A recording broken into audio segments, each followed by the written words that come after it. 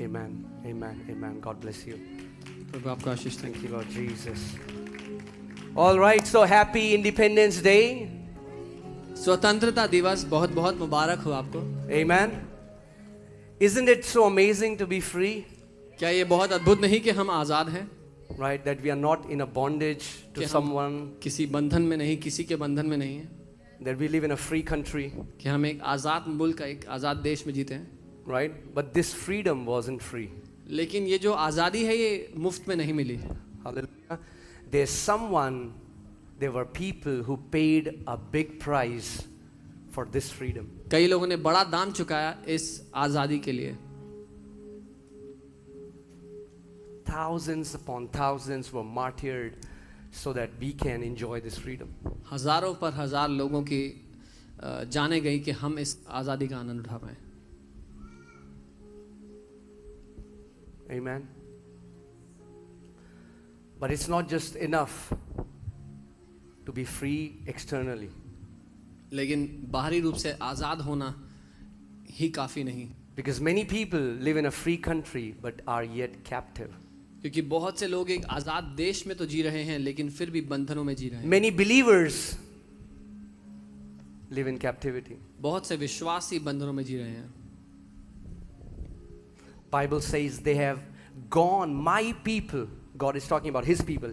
He says, my people have gone into captivity because they despised my knowledge. और Bible कहती है कि परमेश्वर कहता है कि मेरे लोग बंधुआई में पड़ गए क्योंकि उन्होंने मेरे ज्ञान को, मुझे जानने को तुच्छ जाना। Amen. So the message that I want to share with you this morning is freedom in Christ. तो जो संदेश मैं आपको आज सुबह देना चाहता हूँ वो है मसीह में स्वतंत्रता। Amen. And God wants us to live in freedom. परमेश्वर चाहता है कि हम आज़ादी में जिए।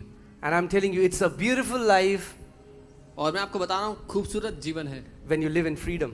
जब आप आज़ाद होकर जीते हैं। Amen. Let's go to a scripture. Let's open your Bibles to Galatians chapter 5 verses 1.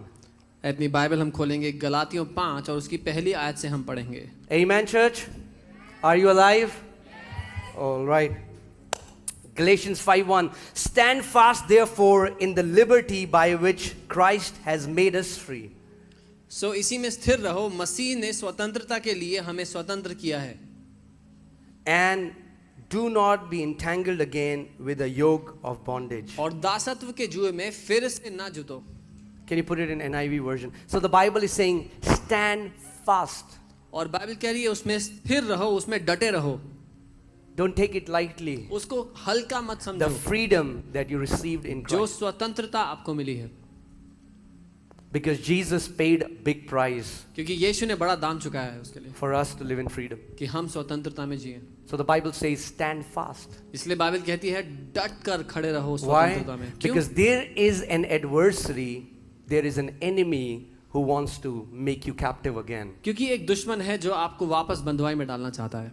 That's why the Bible says, stand fast. Be इसीलिए बाइबल कह firm, रही है। be established, unshakable, be unmovable. इसीलिए बाइबल कह रही है डट कर खड़े रहो, स्थिर रहो, उसमें कोई हिलाने ना दे तुम्हें, इस तरह से खड़े रहो उसमें। Hallelujah. Amen. So it is for freedom that Christ has set us free. और NIV में ऐसा लिखा है कि आजादी के लिए ही मसीह ने हमें आजाद किया है। Amen. He set you free so that you can live in freedom. उसने आपको इसीलिए आजाद किया है कि आप आजादी में जी पाओ। Not just quoting these scriptures, but living in the reality of what freedom looks like. ना केवल इन आयतों को मुंह से बोलने के लिए, लेकिन सच में उस स्वतंत्रता में जीने के लिए जो मसीह ने हमें दी है। Amen. Freedom from bitterness, कड़वाहट से आजादी, freedom from unforgiveness, माफीहीनता से आजादी, freedom from curses, from sin, श्रापों से, पाप से, freedom from demons, दुष्टात्माओं से आजादी, freedom from every demonic influence. हर एक दुष्ट के प्रकोप से, उसके प्रभाव से। Your Father wants you to live in freedom. आपका पिता चाहता है कि आप स्वतंत्रता में जिए। It is for freedom that Christ has set us free. स्वतंत्रता के लिए ही मसीह ने तुम्हें आजाद किया है। Stand firm.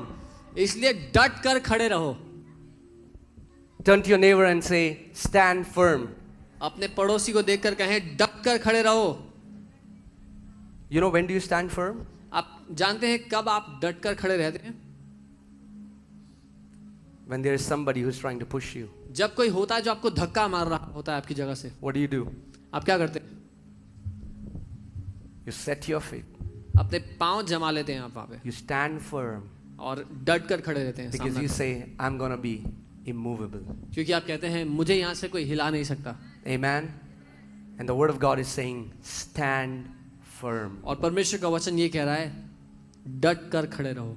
Okay, stand firm then and do not let yourself be burdened again by a yoke of slavery. तो डट कर खड़े रहो और फिर से तुम्हारे अपने ऊपर किसी को वो दासत्व का या दास होने का जो बोझ है वो डालने ना दो, उसका जुआ डालने ना दो. Don't go back into bondage. वो क्या बाइबल कह रही है दोबारा से हम उस जुए में वापस ना जाएं, उस बंधन में. Don't go back to the bondage from where the Lord has set you free. उस बंधन में वापस ना जाओ जिससे परमेश्वर ने तुम्हें आजाद किया. If the Lord healed you of depression, अगर परमेश्वर ने आपको तनाव से ठीक किया है, don't go back to that depression. तो वापस मत जाना उसके पास. He wants you to live free of that depression all your life. वो चाहता है आप जीवन भर तनाव मुक्त जियो. Amen. If the Lord has set you free from any sinful addictions, don't go back to them. अगर परमेश्वर ने आपको किसी पाप की आदत से आजाद किया है तो वापस मत जाना उसके पास. Don't go back to the don't go back to the religion trying to please God with your works. धर्म के पास वापस मत जाना कि परमेश्वर को अपने कामों के बलबूते खुश कर सको. Right? Stand firm. लेकिन डट कर खड़े रहो. I said stand firm. मैंने कहा डट कर खड़े रहो. Amen. Come on, tell your neighbor, stand firm, neighbor. अपने पड़ोसी को कहो पड़ोसी डट कर खड़े रहो. Stand firm. डट कर खड़े रहो.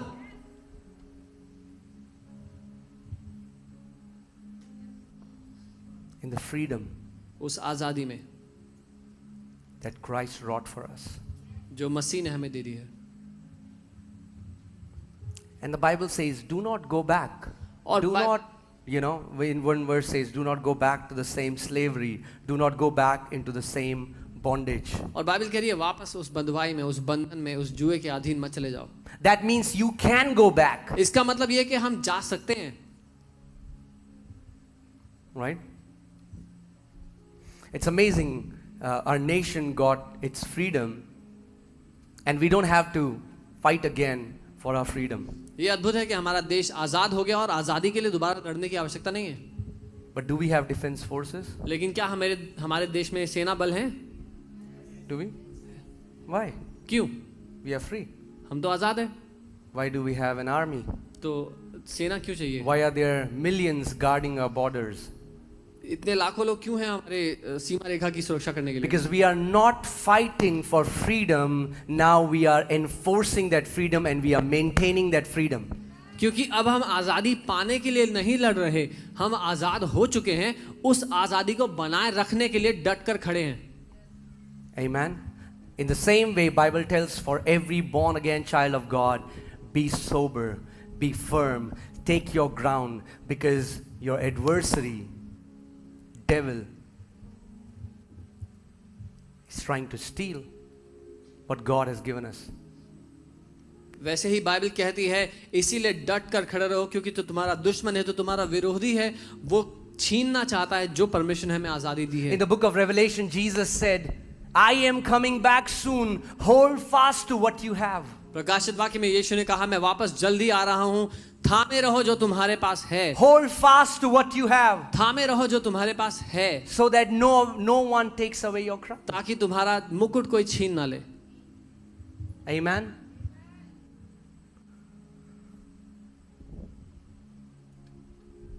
Hallelujah. You know, true freedom is internal. सच्ची आजादी जो है वो भीतरी है. Amen. Many times we think freedom means when there is no authoritative figures in our life. कई बार हमें लगता है आजादी तब मिलती है जब हमारे ऊपर कोई अधिकारी ना हो. That's the deception of this generation. और इस पीढ़ी का यही धोखा है. That's what the prodigal son wanted. He wanted nobody to tell him what to do. यही उस भगोड़े बेटे को चाहिए था, उड़ाऊ पुत्र को, कि कोई मुझे ना बताए मुझे क्या करना है। And he thought he's free when he ran away from the father's house but became a captive. और उसको लगा कि वो आज़ाद हो गया जब वो पिता के घर से छोड़कर भाग गया, तो उसको लगा कि वो आज़ाद हो गया, पर असल में वो बंदवाई में चला गया। Amen. The Lord doesn't want anything to control his sons and daughters. परमेश्वर नहीं चाहता कोई भी चीज़ हम पर नियंत्रण करे, उसके बेटों और बेटियों पर नियंत्रण करे। Amen. He wants you to experience the freedom. वो चाहता है कि आप उस आज़ादी में जिए, उसका अनुभव करें। Hallelujah. Let's go to Colossians 1:13. कोलोसियों 1 उसके 13 पर चलते हैं। Colossians 1:13. He has delivered us from the power of darkness and conveyed us into the kingdom of the Son of his love. उसी ने हमें अंधकार के वश से छुड़ाकर अपने प्रिय पुत्र के राज्य में प्रवेश कराया। Amen. No believer is under the domain of darkness anymore. कोई भी विश्वासी अंधकार के राज्य के वश में नहीं है अब। We have been delivered. हम आजाद किए जा चुके हैं। Amen. Every born again child of God is delivered हर एक परमेश्वर का नया जन्म पाया हुआ बच्चा छुड़ाया जा चुका है from the kingdom of darkness. अंधकार के राज्य से। And not only we are delivered, we are also translated. God has Come on. put us into a new kingdom, the kingdom of his dear son. और केवल इतना ही नहीं कि उसने हमें छुड़ा दिया अंधकार के राज्य से, उसने अंधकार के राज्य से छुड़ाया और साथ ही हमें अपने पुत्र के उस ज्योति के राज्य में जोड़ दिया। Hallelujah. Amen. We are delivered. हम छुड़ाए जा चुके हैं। The people in this world are under the domain of darkness. इस दुनिया के जो लोग हैं वो अभी भी अंधकार के वश में हैं। That's why many are depressed, many have anxiety attacks and panic and all of that, but not you. इसीलिए बहुत से लोग तनाव में हैं और कई लोग घबराने की बीमारी के शिकार हैं और बहुत सी ऐसी चीजों के, लेकिन आप नहीं। You are free. आप आजाद हैं। You are free. आप आजाद हैं। I said you are free. मैंने कहा आप आजाद हैं। But the thing is, many believers, even though they are free, लेकिन दिक्कत यह है कि बहुत से विश्वासी आजाद होने के बाद भी they go back into वापस चले जाना चाहते हैं, उस बंधन में उसमें जाते हैं। And the Bible says, stand firm. और बाइबल की कह रही है कि डट कर खड़े रहो। Establish yourself in the freedom. अपने आप को स्थापित कर लो उस आजादी में। Amen. Jesus Christ has delivered us. यीशु नासरी ने हमें आजाद किया है। Jesus Christ has delivered us. यीशु मसीह ने हमें छुटकारा We दिया can है। live a life completely free from the influence of demons. हम अपना जीवन पूरी तरह दुष्ट आत्माओं से आजाद होकर जी सकते हैं। Amen. That is our inheritance. ये हमारी विरासत है That we will be led by the Spirit of God, कि हम परमेश्वर के आत्मा के चलाए चले, not harassed by demons. दुष्ट आत्माओं के सताव के द्वारा नहीं चले। So I want to talk about three kind of, there are many kind of freedoms, but we won't have that much of time, but I've made it like 3 categories. So बहुत तरह की आज़ादियाँ हैं, मैं केवल 3 तरह की बात करने वाला हूँ आज।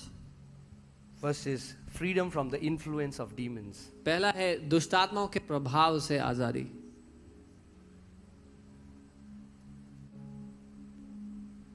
I don't think any person in the world who is not born again is not under the influence of demons. मुझे नहीं लगता कोई ऐसा व्यक्ति होगा जिसने नया जन्म नहीं पाया और दुष्ट आत्मा के प्रभाव के अधीन ना हो। I'm not saying that they are possessed, but I'm saying they are influenced. मैं ये नहीं कह रहा कि वो ग्रसित हैं दुष्ट आत्मा से, लेकिन उन पर प्रभाव है। Because they are still under the power of darkness. क्योंकि अभी भी वो अंधकार के राज्य के अधीन है। Amen? But not you and me. लेकिन आप और मैं नहीं।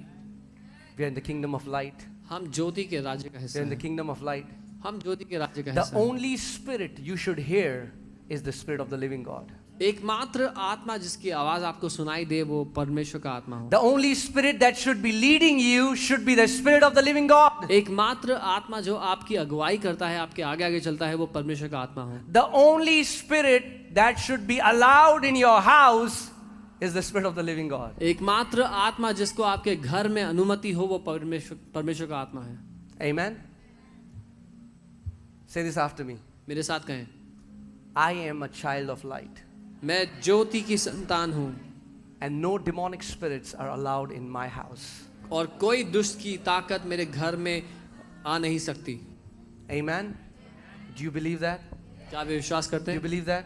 क्या आप ये विश्वास करते हैं? You know, there is a believer I know, and every time he'll come to my house, he'll say, "Oh, I'm seeing this dark spirit and this and that." I said, "You brought it with you, because in my house there is no dark spirit." और एक विश्वासी वो जब घर आए तो कहते मैं एक अंधकार सा देख रहा हूँ। मैंने कहा अपने साथ लेकर आए होगे क्योंकि मेरे घर में अंधकार नहीं है। Have you met some people? They're always seeing snakes and कुछ ऐसे लोगों से मिले उनको हमेशा सांप दिखाई देते हैं, snakes and darkness and अंधकार दिखाई whatever. देता है, जो कुछ दिखाई देता है।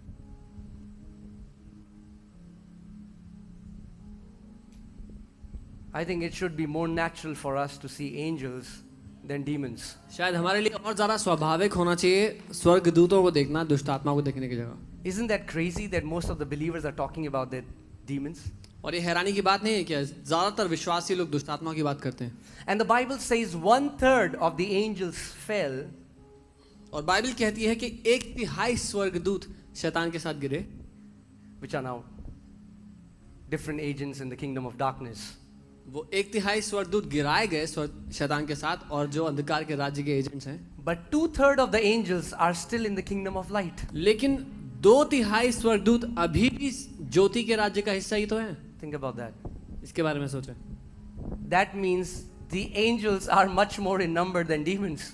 इसका मतलब स्वर्गदूत दुष्ट आत्माओं से कई ज्यादा बढ़कर है गिनती में। And the Bible never says that demons are assigned to you. The Bible says in the book of Hebrews chapter 1 that angels are the ministering spirits that God has sent to minister to those who will inherit salvation. और Bible कभी नहीं कहती कि दुष्टात्माएं आपके जीवन के लिए रखी गई हैं, लेकिन बाइबल कहती है परमेश्वर ने अपने स्वर्गदूतों की आपकी सेवा टहल के लिए रखा है क्योंकि आप उसके उद्धार के वारिस हो। Hallelujah. So don't be demon conscious. इसीलिए दुष्टात्माओं के बारे में सोचने वाली मानसिकता ना रखें हर समय। There are more angels for you than there are demons against you. दुष्टात्माएं आपके विरोध में जितनी दुष्टात्माएं हैं उससे कई ज्यादा स्वर्गदूत आपके लिए हैं। I always say this, some believers are like so, they're always talking about demons. They've given such a high place to Satan. और मैं अक्सर ऐसा कहता हूँ कई लोग हमेशा दुष्टात्माओं की बात करते हैं, उन्होंने शैतान को इतना ऊंचा दर्जा दे रखा है। I think the church has given so much honor to Satan, he feels really honored in church. मुझे लगता है कलीसिया ने शैतान को इतना इज्जत इतना आदर दे दिया कि उसको सच में आदर महसूस होता है कलीसिया की वजह से। That's why he doesn't want to leave some believers. इसीलिए वो कुछ विश्वासियों को छोड़ना नहीं चाहता है, Because they're always talking about him. क्योंकि वो हमेशा उसकी तारीफ कर उसकी बात कर रहे होते हैं।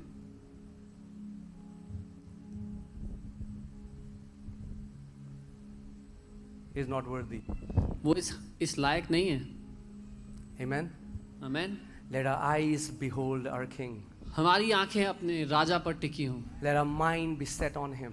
हमारा मन उस पर लगा हो, Let our mouths continually praise him. हमारा मुंह निरंतर उसकी आराधना करे। Amen. Oh, Satan has done this and Satan has done वो that. शैतान ने ये कर दिया, शैतान ने वो कर दिया। Satan is really fond of you. शैतान बहुत पसंद करता है आपको। Isn't that crazy? That हैरानी की बात नहीं। the Bible says, beloved for believers, for some believers might be beloved for Satan because they're all the time talking about him. और बाइबल विश्वासियों के लिए प्रिय बोलती है, शायद शैतान के लिए कुछ विश्वासी बहुत प्रिय होंगे क्योंकि वो हमेशा उसी की बात कर रहे होते हैं। Don't give him that high place. उसको इतना ऊंचा दर्जा मत दो। The Bible says, बाइबल कहती है when God raised us up, जब परमेश्वर ने हमें उठाया, when we were dead in sins and trespasses, जब हम पापों में और अधर्म में मरे हुए थे, the Father raised us up together. परमेश्वर ने तभी हमें जिंदा कर दिया। And he raised us up together with Christ Jesus. मसीह यीशु के साथ उसने उठाकर हमें जिंदा And कर made दिया him sit with us together with Christ Jesus. और हमें मसीह यीशु के साथ बैठा दिया, Far above principalities and powers and might and dominion and every name that is to be named. हर एक प्रधानता, हर एक दुष्ट की ताकत, हर एक राज्य और हर एक गद्दी से ऊपर उसने हमें स्थान दिया मसीह के साथ। Oh, Pastor, but you don't know that demon is, that principality is like so big. लेकिन पास्टर आप नहीं जानते वो जो प्रधानता है वो बहुत ही बड़ी है। I don't care how big that principality is. The Bible says you are seated far above that principality. मुझे नहीं परवाह कि वो प्रिंसिपैलिटी वो प्रधानता कितनी बड़ी हो, क्योंकि आप उस प्रधानता से कोसों दूर कोसों ऊपर बैठे हुए हो। Not just above, सिर्फ ऊपर ही नहीं, far above, बहुत ज्यादा दूर, beyond their reach. उनकी पहुंच से बाहर. In fact, if I can even say that, to even do warfare with them, you will have to really come down. और अगर मैं ये कहूं कि उनसे लड़ने के लिए आपको अपने स्तर से बहुत नीचे गिरना पड़ेगा. Amen. The Lord wants us to completely live free from the influence of demons. Bible के परमेश्वर चाहता है कि हम पूरी तरह दुष्ट आत्माओं के प्रभाव और उनके बारे में सोचने से आजाद होकर के जिंदगी Now, जिएं. am I saying that Christians are immune to demons? No. अब क्या मैं ये कह रहा हूँ कि मसीहों पर कोई फर्क नहीं पड़ सकता दुष्ट आत्माओं के कारण? मैं ये नहीं कह रहा हूँ. There can be Christians who can be oppressed or harassed by demons. ऐसे मसीह हो सकते हैं जो दुष्ट आत्मा के द्वारा सताए जाए अपने विचारों में. And that is the time we use our authority. और यही वो समय है जब हम अपने अधिकार का इस्तेमाल करते But हैं. I'm talking, if you want to live in maturity, fill your heart with the thoughts of your Father. लेकिन मैं ये कह रहा हूँ, अगर आप सयाने होना चाहते हो, परिपक्वता में चलना चाहते हो, तो अपने मन को अपने पिता के विचारों से भर दो. Continually fill your heart with the word of the living God. अपने दिल को निरंतर जीवित परमेश्वर के वचन से भर दो. Meditate it day and night. उस पर दिन और रात मनन करो. Amen. You know, when I got born again, जब मैंने नया जन्म पाया, for the first few months, पहले कुछ महीने, almost every night I would have terrible nightmares. पहले कुछ महीने हर रात मुझे बहुत डरावने सपने आते. Almost every night. हर रात. I would see dogs chasing me, wolves chasing me, stuff like that. मैं देखता कुत्ते मेरे पीछे पड़े हुए हैं, वुल्फ मेरे पीछे पड़े हुए I हैं. would see dreams wherein, I'm in a war and I have a gun, but there are no bullets in the gun. मैं ऐसे सपने देखता कि मैं युद्ध के बीच में हूँ और मेरे पास गोली तो है पर बंदूक तो है पर उसमें गोलियां नहीं हैं. I would feel like I want to say something, but I would feel like sleep coma. I don't know if you have experienced sleep coma. और मैं ऐसा महसूस करता जैसे मैं कुछ कहना चाहता हूँ, लेकिन मैं अपने आप को एक स्लीप कोमा, एक ऐसी दशा में पाता जहाँ मैं सो रहा हूँ, मुझे पता है मैं जिंदा हूँ, पर लेकिन मैं कुछ कह नहीं सकता था. And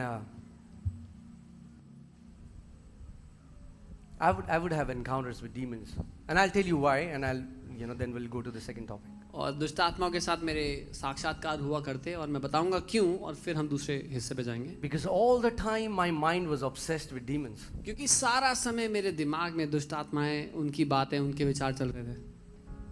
Right? And the warfare went to that level. I would sleep and I would have dreams where I'm fighting with dragons, I'm fighting with different kind of beings. It was like terrible. और इतने बुरे हो गए वो सपने, जैसे ही मैं आंखें बंद करता सपने शुरू होते जहाँ पे मैं ड्रैगन से लड़ रहा हूँ और क्या क्या क्रीचर से लड़ रहा हूँ. And I said, Lord, I cannot take it anymore. और मैंने कहा प्रभु और नहीं झेल सकता अब मैं. I would get up in the morning tired in my body. मैं सुबह जब उठता था तो अपने शरीर में थका हुआ होता था. And the Lord said, son, your focus is wrong. और प्रभु ने जवाब दिया, कहा बेटा तेरा ध्यान गलत जगह पर है. And I've taught you before, और मैंने आपको पहले भी सिखाया है, what you focus on in the spiritual world, you get attached to it. आत्मिक जगत में जिस बात पर आप ध्यान लगाते हैं उससे आप जुड़ जाते हैं. There is a great power of focus in the spirit realm. Jesus said, if your eye is single, if you are focused at one thing, man, you're going to get attached to that thing. एकाग्रता या जो ध्यान है उसकी बहुत बड़ी अहमियत है आत्मिक जगत में. यीशु ने कहा अगर तुम्हारी आंख एक है, वो एकाग्रता का बहुत बड़ा महत्व है आत्मिक जगत में. And then I understood why I was seeing these dreams, that I was seeing gun with no bullet. I knew what God was trying to say, and Holy Spirit told me. और मैं समझ गया कि उन सारे सपनों का क्या अर्थ था, क्यों मैं वो सपने देख रहा था, क्यों मैं वो बंदूक देख रहा था जिसमें गोलियां नहीं थी. परमेश्वर क्या कहना चाह रहे थे मुझसे? Holy Spirit told me, there is no word in your life. परमेश्वर ने कहा तेरे जीवन में वचन नहीं है. You know, I was a believer पता है मैं एक विश्वासी था who would just share testimonies about other believers. जो दूसरे विश्वासियों की गवाहियां सुनाता था. सिर्फ Have you heard about that pastor? आपने उस पास्टर के बारे में सुना? And it's awesome. और वो अच्छा You है. share testimony about other believers. हम दूसरे विश्वासियों के बारे में गवाहियां बताते, कहानी बताते, अच्छा है, It's great. अच्छा है. But it's not a substitute to the word of the living God. लेकिन ये सब परमेश्वर के वचन की जगह नहीं ले सकता. You know, we used to fellowship, and in that fellowship, we just used to share testimonies. हम लोग संगति क्या करते थे, साथ मिलते बैठते थे और उस संगति में हम सिर्फ गवाहियां बताते थे. I still remember I met a believer, मुझे अभी भी याद है मैं एक विश्वासी से मिला, and it's funny. बड़ा मजाकिया बात है। So like we quote verses like John 3:16. जैसे हम बाइबल की आयतें कोट करते हैं, यूहन्ना 3:16 में लिखा So है। he was a big fan of the worship leader. There's a worship leader, Anil Kant. और वो व्यक्ति एक आराधक हैं, अनिल कांत, उनके बहुत बड़े फैन थे। So like we quote verses. तो जैसे हम Bible versus So whenever I would talk to him, he would say, brother, like brother Anil Kant का वो गाना है, खुदा से मांगो मिलेगा, उसका वादा है वो देगा. तो जब मैं उनसे बात करता था वो कहते थे भाई जैसे अनिल कांत जी ने उस गाने में लिखा है कि खुदा से मांगो तो वो देगा। It's good, अच्छा है, but we cannot base our faith on worship songs and on testimonies. लेकिन हमारा जो विश्वास है ना, उसको हम आराधना के गानों और दूसरों की गवाहियों की नींव पे नहीं रख सकते। God tells Joshua, this book of the law shall not depart from your mouth, but you shall meditate in it day and night, so that you may be able to fulfill whatever I have written in my word, and then you will burst forth into prosperity. परमेश्वर ने यहोशू से कहा कि ये जो मेरी व्यवस्था की पुस्तक है, जो मेरा वचन है, वो तेरे चित्त से उतरने ना पाए, और दिन रात तू उस पर मनन करना, और तब जाकर जब वो वचन के जो वायदे हैं वो तू जी पाएगा और फट कर तेरे जीवन में समृद्धि उठाएगी। Can you imagine how a fight would be if there is two opponents, okay? So one has all the armor, right? और कल्पना कीजिए एक लड़ाई, एक युद्ध में एक लड़ाई कैसी नजर आएगी जहां पर एक योद्धा के पास पूरा कवच है, but he has no weapon, लेकिन उसके हाथ में कोई हथियार नहीं है, and the other opponent has weapon. और दूसरा जो है उसके हाथ में हथियार है। Imagine how that person would be, and that's how many believers live. और वो व्यक्ति जैसा होगा वैसे ही बहुत सारे विश्वासी जी रहे हैं। Because the Bible says in the book of Ephesians chapter 6 that the sword of the Spirit is the word of God. क्योंकि इफिसियों 6 में परमेश्वर का वचन कहता है, परमेश्वर का वचन ही वो तलवार है, आत्मा की जो तलवार हमें दी गई है। Amen. When Satan came against Jesus, जब शैतान यीशु के विरोध में आया, Jesus didn't say, wait. Bless the Lord, oh my soul, oh my soul. जब शैतान यीशु की परीक्षा लेने के लिए आया तो यीशु ने रुक करके आराधना का गाना नहीं गाया। He said, it is written. उसने कहा वचन में ऐसा लिखा है। Amen. He spoke the word of God, and in the spiritual realm, this sword of the Spirit, man, hit Satan. और जब उसने ऐसा कहा तो आत्मिक जगत में परमेश्वर की आत्मा की वो तलवार ने आकर शैतान पे हमला किया। Amen. So, why am I saying this to you? I was a person who was demonized. Before I came to the Lord, I used to get fits. I had to leave my engineering because I got possessed. मैं आपको क्यों बता रहा हूँ, क्योंकि मसीह में आने से पहले मैं दुष्ट आत्मा से ग्रसित था। मैं इंजीनियरिंग कर रहा था, जो मुझे छोड़नी पड़ी बीच में क्योंकि मैं दुष्ट आत्मा से ग्रसित था। I got very sick. I used to get convulsions. I used to fit. My hands and feet used to twist. और मैं बहुत बीमार हो गया था, मुझे दौरे पड़ते और मेरे हाथ पांव अकड़ जाते। But the day Lord spoke to me, I started to fill my heart with the word. लेकिन जिस दिन परमेश्वर ने मुझसे बात की इस बारे में, वचन के बारे में, उस दिन से मैंने अपने दिल में वचन भरना शुरू कर दिया। Rather than talking about demons, what I started doing was I started filling my heart with the word of God, day and night. दुष्ट आत्मा के बारे में बात करने की जगह मैंने अपने दिल को दिन रात वचन से भरना I शुरू कर started दिया। to memorize the word of God. मैंने वचन को याद करना Speak the शुरू word कर of दिया, God, write the word of God. उसको बोलना शुरू कर दिया, लिखना शुरू कर दिया। What happened? क्या हुआ? I don't remember when was the last time I had a demonic attack. मुझे याद नहीं पिछली बार कब था कि मेरा दुष्ट आत्मा से आमना सामना हुआ। I'm telling you the truth before the Lord. मैं सच कह रहा हूँ, I don't have demonic attacks. मेरे जीवन पर वो दुष्ट आत्माओं के I अटैक्स don't नहीं have होते। bad dreams anymore. I don't have nightmares anymore. अब मेरे पास वो बुरे घिनौने सपने नहीं है, I sleep peacefully. मैं शांति से सोता In हूँ। fact, I sleep like I'll close my eyes and I'm gone within 30 seconds. और मैं आंखें बंद करता हूँ, 30 सेकंड के अंदर गहरी नींद में सो जाता हूँ। Right? The Bible says He gives sleep to His beloved. Bible कहती है वो अपने प्रियों को अच्छी नींद देता है। If you're not able to sleep, then you need to meditate on the word. अगर What were आपको- you thinking? अगर आपको नींद नहीं आती अच्छे से तो आपको वचन पर मनन करना चाहिए कि आप किस बारे में सोचते हो। Amen. So your father wants you to live completely free of demonic influence. आपका पिता चाहता है कि आप पूरी तरह दुष्ट आत्माओं के प्रभावों से आजाद होकर जियो। Amen? And the only way that would happen is और एकमात्र तरीका जिससे ये संभव है through the word. वो वचन ही है। Come on, say this after me. Through मेरे the साथ word. कहो, वचन ही है। Through the word. वचन ही है। Amen? Because the word is the only weapon that God has given us. क्योंकि वचन एकमात्र हथियार है जो परमेश्वर ने हमें दिया है। In this entire armor in Ephesians chapter 6, the word of God is the only weapon that a believer has. इफिसियों 6 के पूरे कवच में केवल वचन ही है जो एक तलवार है, जो हथियार है हमारे पास। It's the double-edged sword of the Spirit. वो आत्मा की दो धारी तलवार है। And the more you meditate, the more sharp you make your sword. और जितना ज्यादा आप मनन करते हैं उतना तेज अपनी तलवार को आप करते हैं। Amen. And the more sharp your sword is, the more Satan will not come near you. और जितनी तेज आपकी तलवार है उतना ही दूर शैतान आपसे भागेगा। You know, it's amazing when Holy Spirit speaks like spontaneously when you're not even praying or thinking. ये अद्भुत है जब पवित्र आत्मा आपसे बात करें, जब आप प्रार्थना ना कर रहे हो या वचन ना पढ़ रहे हो, उसके बारे में ना भी सोच रहे हो जब। And this one thing that, you know, I've shared it, but I know, but it always blesses me whenever I think about that. और ये एक बात मैंने बताई है, लेकिन जब कभी मैं इसके बारे में सोचता हूँ मुझे बहुत आशीष मिलती है। So I'd gone to Africa. I came back from Africa. मैं अफ्रीका गया था, फिर वहाँ से वापस आया। So me and Monica, we went for to spend good time. We went to Jaipur. और मैं और मोनिका अच्छा समय बिताने के लिए हम लोग जयपुर में गए। So we went to a restaurant. वहाँ पे एक रेस्टोरेंट में गए। And we ordered maybe I think paneer tikka or something. और हमने शायद पनीर टिक्का कुछ ऑर्डर किया। And this guy brought a small barbecue. और वो छोटी सी अंगीठी जैसी लेकर के आए। Right. So we were talking, we ate it, but it was still hot. हम बातें कर रहे थे, हमने खाना खाया और अभी भी वो अंगीठी गर्म थी। So the waiter came back to take it. जब वेटर वापस आया उसको उठाने के लिए, The moment he touched it, he picked it, he just let it go. तो जैसे उसने अंगीठी उठाई, वो गर्म थी, उसने ऐसे ही छोड़ दी। अंगूठी उठाता तो बहुत पिटता। So he just let it go.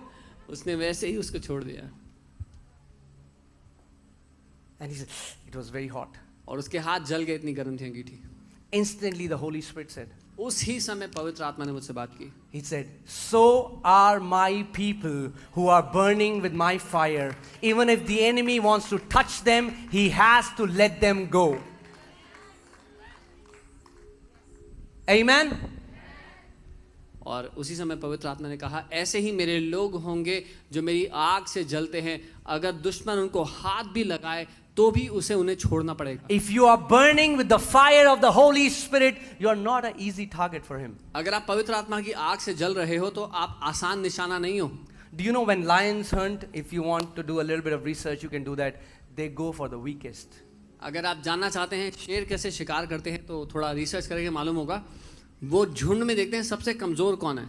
They go for the one who is separated from the herd. वो देखते हैं जो झुंड से अलग है उसको वो मिल जाए। There are many believers today who are deceived, who think church is not important. बहुत से विश्वासी हैं आज जो ये समझते हैं, जो इस धोखे में हैं कि कलीसिया महत्वपूर्ण Oh, नहीं it's है। me and Jesus. अरे मैं और यीशु काफी हैं।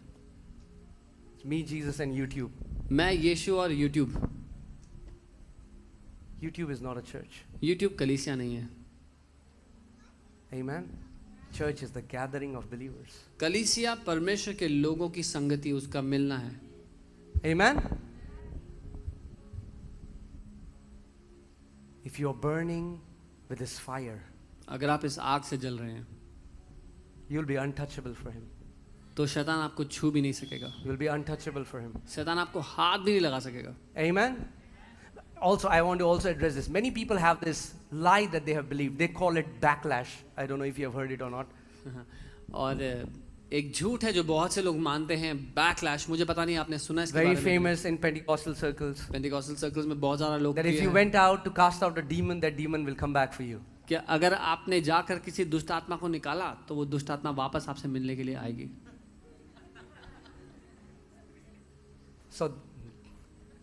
So they'll cast out a demon, and in the middle of night they'll be like, Hallelujah, praise God, Hallelujah. Thank you Lord, अभी तक नहीं आया, praise God. So दिन में दुष्ट आत्मा निकालेंगे, फिर रात को प्रार्थना करते हुए आंखें खोल के देखेंगे कि आ रही है कि नहीं आ रही है। No, जी नहीं। There's no backlash. कोई बैकलैश नहीं है.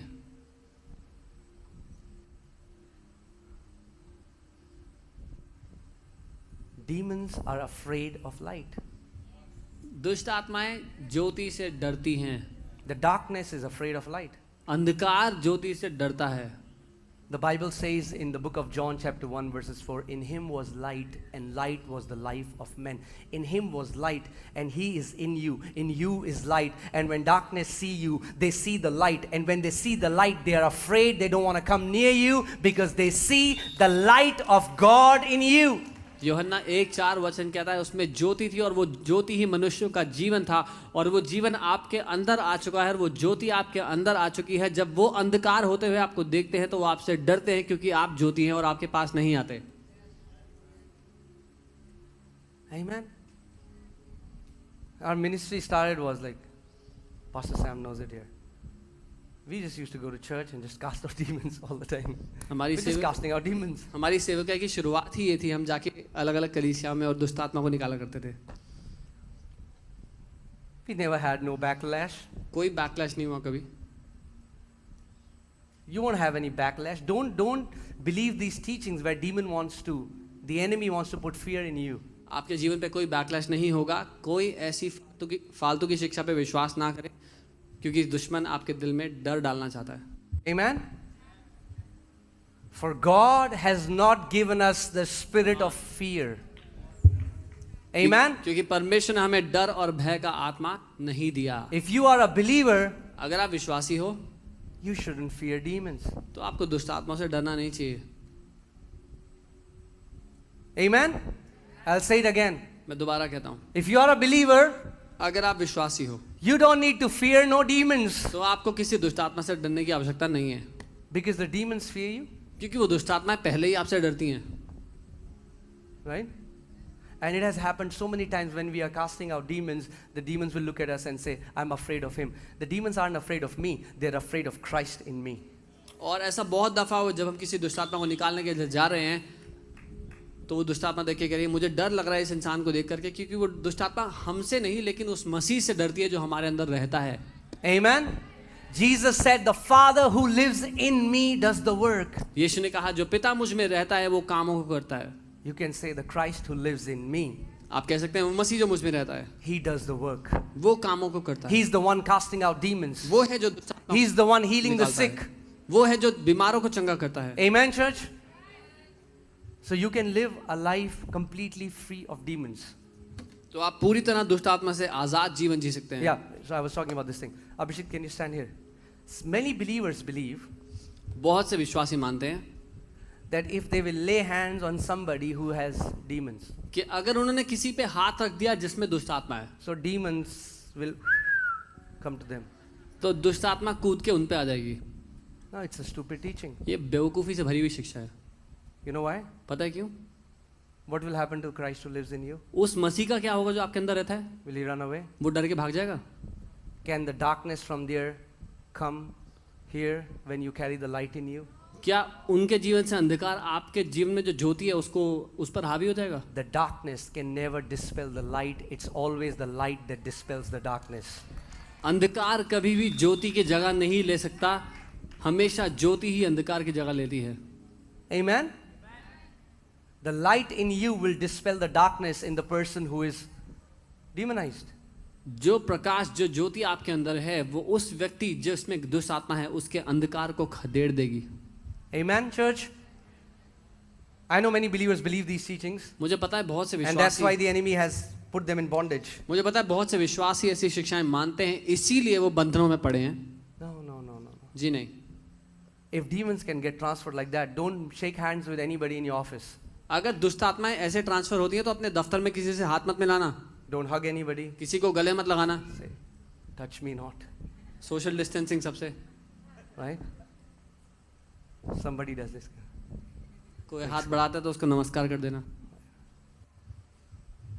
Guys, are you getting what I'm saying? आप समझ रहे हो जो मैं कह रहा हूँ?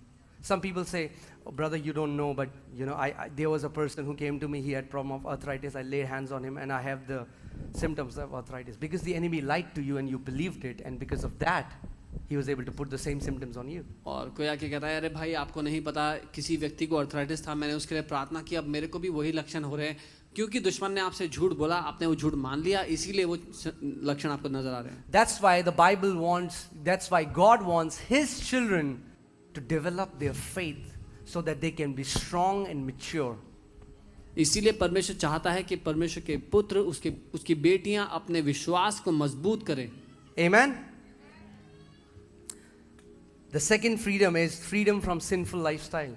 दूसरी आजादी है पाप के जीवन से आजादी. Amen. God wants His kids to live free from sinful lifestyle. परमेश्वर चाहता है कि उसके बच्चे पाप के जीवन से आजाद होकर जिए. Amen. God has already delivered us from sin. परमेश्वर ने हमें पहले ही आजाद कर दिया पाप से. But many people still live in sinful habits. They are habits. लेकिन लेकिन बहुत से विश्वासी लोग आज भी पाप की आदतों में जीते हैं. वो आदतें हैं. Right? Their nature has been changed. उनका स्वभाव तो बदल गया अंदर से. God has given them a new nature of righteousness. परमेश्वर ने एक नया पवित्र धार्मिकता का स्वभाव उनको दे दिया. But they are still bound by sinful habits. लेकिन अभी भी वो उन पाप की आदतों से बंधे हैं. Amen. And God wants us to completely be free. और परमेश्वर चाहता है कि हम पूरी तरह आजाद हों. Amen. Do you know it's possible that we will walk exactly as Jesus walked? Come on. क्या आप जानते हैं ये संभव है कि हम पूरी तरह यीशु की तरह जिए? Amen. It is absolutely possible. ये पूरी तरह संभव है. Jesus said, "As the Father has sent me, so I send you." यीशु ने कहा जैसे पिता ने मुझे भेजा है वैसे ही अब मैं तुम्हें भेज रहा हूँ. And He said, "Receive the Holy Spirit." और उसने कहा पवित्र आत्मा ग्रहण करो. The same Spirit that Jesus had, वही आत्मा जो यीशु के ऊपर था, God has given us the same Holy Spirit. परमेश्वर ने हमें वही आत्मा दिया है. We have the same teacher. वही शिक्षक है We हमारा. have the same helper. वही सहायक है We हमारा. have the same Spirit that Jesus had. वही आत्मा जो यीशु के पास था हमें दिया गया है. Amen. In fact, the Bible says in Romans 8:11 that the same Spirit that raised Lord Jesus Christ from the dead dwells in us. रोमी 8 में वचन कहता है जो आत्मा मसीह में जिस आत्मा ने मसीह को मुर्दों में से जिंदा कर दिया वो आत्मा हमारे अंदर रहता है. Amen. But God will never force this freedom on you. लेकिन परमेश्वर कभी भी ये आजादी जबरदस्ती आप पर नहीं थोपेगा. Think about this. If I'm a believer and I enjoy smoking, I will die smoking. अगर मैं विश्वासी हूं और मुझे मजा आता है सिगरेट पीते हुए तो मैं उसी बुरी लत के साथ मर जाऊंगा. Am I a child of God? Yes. क्या मैं परमेश्वर की संतान हूं? हाँ. Does God love me? Yes. क्या परमेश्वर मुझसे प्यार करता है? हाँ. But He will never force freedom, because if He will force freedom, freedom will no longer be freedom. लेकिन वो कभी भी आजादी जबरदस्ती मेरे ऊपर नहीं थोपेगा, क्योंकि अगर आजादी जबरदस्ती की गई तो वो आजादी है ही नहीं. Think about that. इसके बारे में सोचें. Amen. So the Lord wants us to live free. इसीलिए परमेश्वर चाहता है कि हम आजाद हों. Amen. Even in our conduct, अपने व्यवहार में भी, even in our behavior, even in our thoughts. अपने उठने बैठने चाल चलन अपने विचार में. Let's go to Hebrews chapter 12 verses 1. इब्रानी 12 उसका 1 देखते हैं. Hebrews 12:1. इब्रानी 12:1. Therefore we also, since we are surrounded by so great a cloud of witnesses. इस कारण जबकि गवाहों का ऐसा बड़ा बादल हमें घेरे हुए है. What is Bible saying? Bible क्या कह रही है? Bible is saying we are surrounded by a great cloud of witnesses. Bible कह रही है हम एक बड़े बादल से घिरे हुए हैं गवाहों के. Come on, turn to your neighbor and say you're never alone. अपने पड़ोसी को कहें आप कभी अकेले नहीं होते. Isn't that amazing? Or क्या अद्भुत scary? नहीं है? Scary for some, amazing for some. कुछ के लिए डरावनी बात है, कुछ के लिए अद्भुत बात है. What? क्या? There were always somebody in my room. कोई ना कोई हमेशा होता है मेरे कमरे में.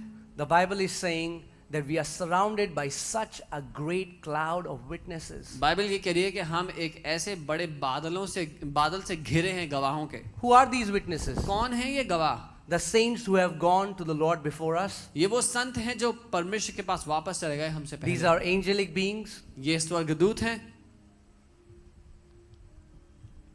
Spiritual beings. आत्मिक लोग.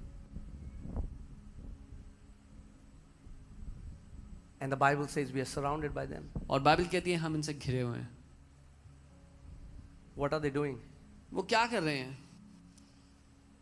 They are counting on you, cheering you so that you will fulfill your call, because their victory depends upon us fulfilling our call. वो आपकी ओर देख रहे हैं, आपको प्रोत्साहित कर रहे हैं, क्योंकि उनकी विजय हमारे जीवन पर, हमारी जय पर निर्भर है. Amen. I have experienced it one time. I was like preaching. It was a house church. और मैंने इसका अनुभव किया एक बार. मैं एक कलीसिया जो घर में होती थी वहाँ था. And as the worship was going on, I just closed my eyes. जब आराधना हो रही थी मैंने अपनी आंखें बंद की. And the moment I closed my eyes, I started seeing these, I can call them angelic. I mean, like they looked like in glory. और जैसे मैंने आंखें बंद की, मैंने बहुत सारे ऐसे महिमा से भरे हुए व्यक्ति को देखे, लोग देखे. And they were saying, "Come on, come on, Ankit, come on." They were like clapping, you know, when somebody, you know, have you seen cheered? You know, people cheer, like, for example, it's Indian team, they'll cheer. They were cheering me. They'll say, "Come on." और वो तालियां बजाते हुए मुझे मेरा प्रोत्साहन कर रहे थे, कह रहे थे आगे बढ़ो, आगे बढ़ो, Preach the word. वचन का प्रचार करो, Preach the word. वचन का प्रचार करो. We are surrounded. हम हमेशा घिरे But हैं. because we are so naturally minded, we don't realize it. लेकिन क्योंकि हम इतना शारीरिक बुद्धि रखते हैं, शारीरिक मन रखते हैं, उसके मुताबिक जीते हैं कि हमें ध्यान नहीं होता है. You are surrounded not just by few, by such a great cloud of witnesses. हम कुछ गिनती के दो चार नहीं, लेकिन एक बहुत बड़े गवाहों के बादल से घिरे हुए हैं. You know, when many times, Bible says that Jesus is coming back with the clouds. Have you read that? Bible ये कहती है कि यीशु बादलों पर वापस आ रहा है. So you have seen paintings wherein they have put him in a white cloud. तो आपने देखा है जहाँ पर उसको एक बड़े से सफेद बादल के ऊपर खड़ा किया हुआ है. It's not a white cloud. वो सफेद बादल नहीं है. Because they are so, because they are in glory, when they come together, it feels like a cloud. That's how they look like. क्योंकि ये जो लोग हैं महिमा से भरे हुए हैं, जब वो साथ मिलकर इकट्ठे होते हैं तो वो बादल की तरह नजर आते I हैं. usually don't share these things, but we were in Africa and we were praying, and the Lord told us that, you know, when we take pictures of our meetings, we will capture the clouds of witnesses. और जब मैं Africa में, अक्सर ये बातें बताता नहीं हूँ, पर जब हम अफ्रीका में थे तो परमेश्वर ने हमसे कहा कि जब तुम सभाओं में जाओगे और पिक्चर्स लोगे तो उसमें गवाहों के जो बादल हैं उनमें उन लोगों की तस्वीरें आएंगी. After that, उसके बाद, you know, some of the pictures you couldn't see us. It was all like the clouds have like overshadowed us. कुछ तस्वीरों में हम नजर ही नहीं आ रहे थे. ऐसा था जैसे कुछ बादलों ने हमें हमारे आगे आ गए हों. Jesus is coming back on clouds. He's coming back with angelic beings, with the saints. He's coming back with his family in glory. यीशु वापस आ रहा है उस बादल, उन गवाहों के साथ, अपने परिवार, अपनी महिमा में. Amen. The Bible says in the book of Ephesians 3, God has a family in heaven and God has a family on the earth. इफिसियों 3 में बाइबल कहती है परमेश्वर का एक घराना, उसका परिवार स्वर्ग में है और पृथ्वी पर है. Amen. You are his family on the earth, but God also has a family in heaven, and that family is cheering you so that you will fulfill your call. आप परमेश्वर का परिवार हैं जो पृथ्वी पर है, लेकिन परमेश्वर का एक परिवार है जो स्वर्ग में है, और वो जो स्वर्गीय परिवार है वो आपको प्रोत्साहित कर रहा है, आगे बढ़ने के लिए कह रहा है, ताकि आप अपनी पुकार को पूरा कर सकें. Amen. So, since we are surrounded by so great a cloud of witnesses, let us lay aside every weight. इस कारण जबकि गवाहों के ऐसा बादल बड़ा बादल हमें घेरे हुए है, तो आओ हर एक रोकने वाली वस्तु और उलझाने वाले पाप को दूर करें. What is the weight in your life? May necessarily not be sin. वो वजन क्या है जो आपके जीवन में है? वो पाप हो ऐसा जरूरी नहीं, But it can be anything that hinders you to grow in the Lord. लेकिन वो कोई भी बात हो सकती है जो आपको रोकती है अपनी इस आत्मिक जीवन में बढ़ने से. It can be laziness, आलसी होना, watching too much TV, बहुत सारा टीवी देखना, whatever it be. It जो is not कुछ हो. sin, but it is a weight. It pulls you down. जो कुछ भी आदत क्यों ना हो, वो पाप हो ये जरूरी नहीं, लेकिन वो एक ऐसी आदत है जो आपको नीचे, जो आपको बांध कर रखती है. You know what your weights are. I know what my weights are. आप जानते हैं वो आपके जीवन में क्या रुकावटें हैं, क्या बातें हैं. मुझे पता है मेरे जीवन में क्या है. And the Bible is saying, let us. और बाइबल कहती है आओ हम, God is telling us, you lay aside every weight. Bible हमें कह रही है कि हम हर उस वजन, हर उस रोकने वाली बात को दूर करें, And the sin which so easily ensnares us. और वो उलझाने वाला पाप, You know, ensnaring, snare, trap. The enemy puts trap. आप उलझाना समझते हैं, जहां फंदा लगाया जाता है, जाल बिछाया जाता है, दुश्मन वो जाल बिछाता है कि वो हमें उलझा सके. If there is a believer and he got saved and maybe he had a drinking problem and then he says, praise God, I wanted to check how strong I have become. और मान You लीजिए know what I कोई, did? I went to the bar with my friend. और मान लीजिए कोई विश्वासी है जिनको पहले शराब पीने की आदत थी, अब वो प्रभु में आ गए, मसीह में आ गए, तो छोड़ दी शराब पीना. तो उन्होंने कहा मैं देखना चाहता था कि मैं कितना मजबूत हूं, तो मैं अपने दोस्त के साथ बार में चला गया. No. The Bible says, flee from it. Bible कहती है भागो ऐसी लालसाओं से. The Bible never says, face it head on. The Bible says, if it's a lust, you flee from it. Bible ये नहीं कहती कि उसका सामना करो जाकर आमने सामने, लेकिन अगर वो एक ऐसे उलझाने वाली बात है, कोई लालसा है, तो उससे दूर भागो. Flee from it. उससे दूर भागो. Amen. Bible is giving us clear instructions. Lay aside every weight. Bible हमें साफ निर्देश देती है कि हर एक वजन और रोकने वाली बात को दूर कर दो अपने से. And every sin that so easily ensnares us. और हर वो पाप जो आसानी से हमें उलझा लेता है, It's trying to trap you again, which is trying to get your attention so that you may not grow and fulfill your call. वो फिर से आपका ध्यान भटकाना चाहता है, आपको रोकना चाहता है, ताकि आप अपनी बुलाहट में ना बढ़ो. And let us run with endurance the race that is set before us. और वो दौड़ जिससे हमने दौड़ना है, धीरज से दौड़ें. There is a race that God has set before you. एक दौड़ है जो परमेश्वर ने हमारे सामने रखी है. There is a race nobody else can run for you.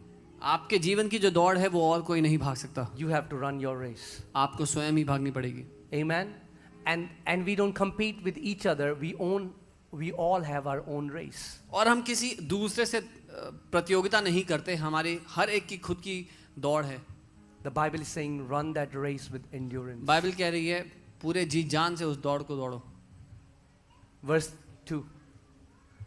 And how do we run that race? Looking unto Jesus. और दूसरी आयत बताती है कैसे हम वो दौड़ को दौड़े यीशु की ओर देखते हुए, The author and finisher of our faith. जो हमारे विश्वास का रचने वाला, उसको पूरा करने वाला है. Who for the joy that was set before him endured the cross. जिसने उस आनंद के लिए जो उसके आगे धरा था, उस क्रूस को सह लिया, Despising the shame. उस लज्जा की भी कुछ चिंता ना की, And has sat down at the right hand of the throne of God. और सिंहासन पर परमेश्वर के दाहिने हाथ जा बैठा.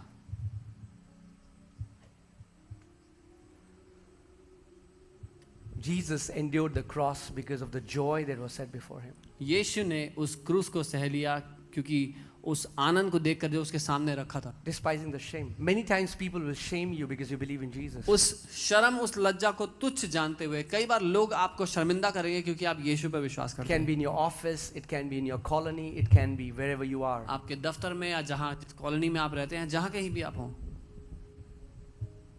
But Jesus endured it. Jesus despised the shame because his eyes were at the joy that was set before him. लेकिन यीशु ने तुच्छ जाना उस बात को, क्योंकि उसकी आंखें लगी थी उस दौड़ पर, उस आनंद पर जो उसके सामने था. Amen. Let us run with endurance. हम जी जान से The दौड़े. enemy wants to discourage us. When you don't see anything happening too quick, when the things are the same, when your situations don't change, you feel like nothing is working out. दुश्मन हमें निराश करना चाहता है जब हम देखते हैं जल्दी से कुछ नहीं बदला, परिस्थितियां नहीं बदल रही, जो हम चाह रहे थे वैसा नहीं हो रहा, तो हम निराश होते हैं. But Bible is saying, run your race with endurance. लेकिन बाइबल कह रही है अपनी दौड़ जी जान से दौड़ो. Amen. What is that thing that is holding you back? क्या है वो बात जो आपको रोके हुए है? How do you want to see yourself in the Lord walking? How do you picture yourself? And what is that thing that hinders you? कैसे आप अपने आप को देखना चाहते हैं मसीह में, और क्या है वो बात जो आपको रोके हुए है वैसा होने से? You know it. आप जानते हो. You don't need to fast for 40 days. 40 दिन उपवास करने की जरूरत नहीं हो जानने के It's लिए. in front of our eyes. आपके सामने है, आपकी आंखों के. We all know it. What is the thing that hinders us? Takes our time. हम सब जानते हैं वो बात क्या है जो हमारा समय खा जाती है पूरा का पूरा. Amen? It can be something that ends with gram. Gram.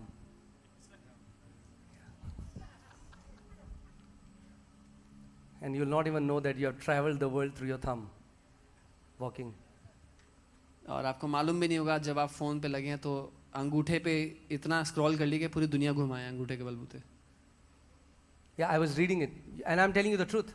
Most people have traveled thousands of kilometers by just, if they calculate the times they have swiped their thumb, they have, like, it's equal to they have walked thousands of kilometers. और अधिकतर लोग जितना scroll कर चुके हैं mobile पर वो शायद कई हजारों किलोमीटर है. I'm not saying that it is wrong. मैं ये नहीं कह रहा हूँ गलत है, I'm saying, have you become captive to it? लेकिन मैं ये कह रहा हूँ क्या आप बंधन में पड़े हुए हैं ऐसा करने के.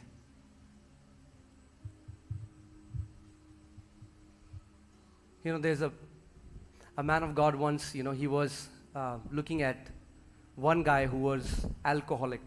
So he said, Lord, I don't understand how people can be bound by alcohol. He's an alcoholic.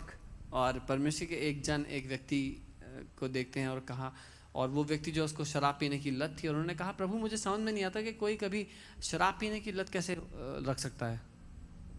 And the Lord spoke to him, and Lord said, yes, he is alcoholic and you are cocoholic. So he used to drink soft drinks a lot. और प्रभु ने उनसे कहा हाँ वो शराब पीने की लत रखता है, तुम कोल्ड ड्रिंक्स पीने की लत रखते हो क्योंकि वो बहुत कोल्ड ड्रिंक पीता है. And the Lord said, for me, you both are addicted. और प्रभु ने कहा मेरे लिए तुम दोनों ही बुरी लत के And he शिकार हो. doesn't want us to be addicted to anything. और पिता नहीं चाहता कि हम किसी भी तरह की बुरी लत के Not that शिकार. I'm saying that I'm walking in perfection in this area. मैं ये नहीं कह रहा कि मैं सिद्धता में जी But रहा what I'm हूँ, saying, let's press on. लेकिन मैं ये कह रहा हूँ कि Like हम आगे Apostle बढ़ें. Paul, let's press on and lay aside one by one anything that hinders us to walk in victory. जैसे पौलुस प्रेरित कहते हैं कि हम एक एक करके हर वो रुकावट को अपने से दूर करते चले जाएं और आगे बढ़ते चले जाएं उस जय की ओर जिसके लिए परमेश्वर ने हमें बुलाया है. Amen? All right. The third freedom that is amazing if we live in that freedom, that is the freedom from negative thinking.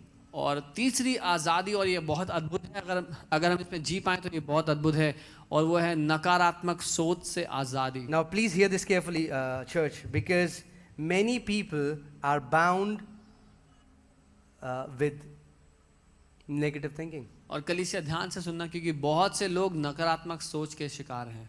Right? And God wants to set us free. और परमेश्वर आपको आज़ाद करना चाहता है.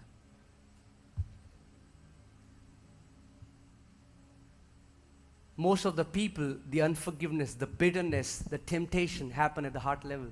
और अधिकतर लोगों के लिए जो कड़वाहट है उनके हृदय में, माफीहीनता है, वो हृदय के अंदर होती है. The war is happening in the thoughts. जो युद्ध है वो विचारों में चल रहा है. And the Lord wants to set you free from toxic thinking. और परमेश्वर आपको इस जहरीली सोच से आज़ाद करना चाहता है. You know, thoughts, I mean, like, it's such a beautiful faculty that God has given us, but uncontrolled thoughts become your enemy. And people get bound by because they are bombarded by thoughts. Do you know that an average man is bombarded by 40 to 80,000 thoughts in a day? और विचार करना एक बहुत ही अद्भुत क्षमता है जो परमेश्वर ने हमें दी है, लेकिन बहुत बहुत बुरा होता है जब कोई गलत विचारों का शिकार बनकर उसमें उस आदत में फंस जाए. एक सामान्य मनुष्य, एक साधारण मनुष्य को 40 से 80 हजार विचार आते हैं हर रोज. Think about that. You are bombarded by thoughts all the time. And if you're not careful what you're letting in, it will just deposit in your heart. हर समय हम लोगों पर ऐसे विचार, हम लोगों पर ऐसा हमला किया जाता है विचारों का, और अगर हम ध्यान न दे रहे हों तो हमारे दिल में जगह ले सकते हैं. Let's see a scripture. एक 1 आयत देखते हैं. Samuel 16:7. पहला शामुएल 16 उसका 7.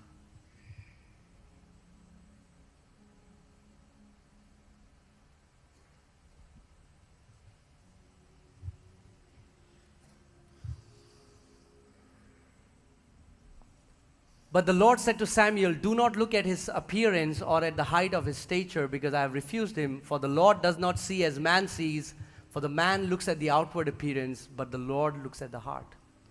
परंतु यहोवा ने शामुएल से कहा, ना तो उसके रूप पर दृष्टि कर और ना उसके डॉल की ऊंचाई पर, क्योंकि मैंने उसे अयोग्य जाना है। क्योंकि यहोवा का देखना मनुष्य का सा नहीं, मनुष्य तो बाहर का रूप देखता है, परंतु यहोवा की दृष्टि मन पर रहती है।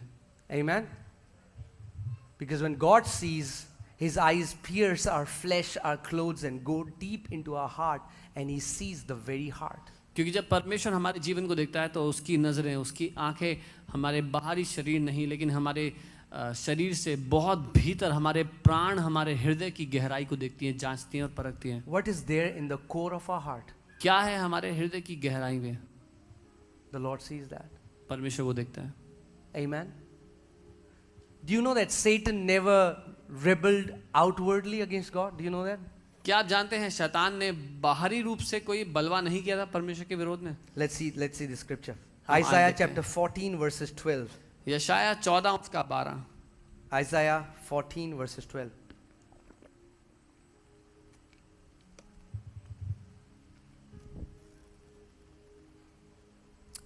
Oh, how you are fallen from heaven, O Lucifer, son of the morning.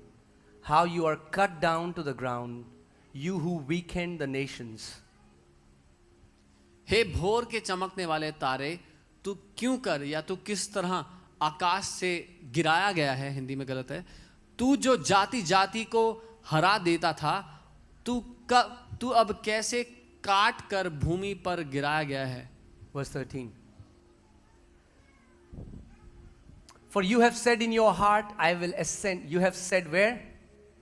You have said where?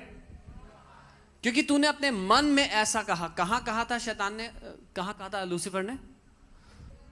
You know, this is what many believers don't understand. ये है जो बहुत से विश्वासी नहीं समझते, ना जानते हैं। They go to other believers, they say something with their mouth, वो दूसरे लोग के पास जाते हैं, अपने मुंह से कुछ और कहते हैं, but they say something else in their heart. लेकिन उनका दिल कुछ और कह रहा होता है। And the Lord hears what their heart says, और परमेश्वर सुन रहा होता है वो जो उनका दिल कह रहा है, वो not what they say with your mouth. वो जो अपने मुंह से कह रहे हैं वो नहीं।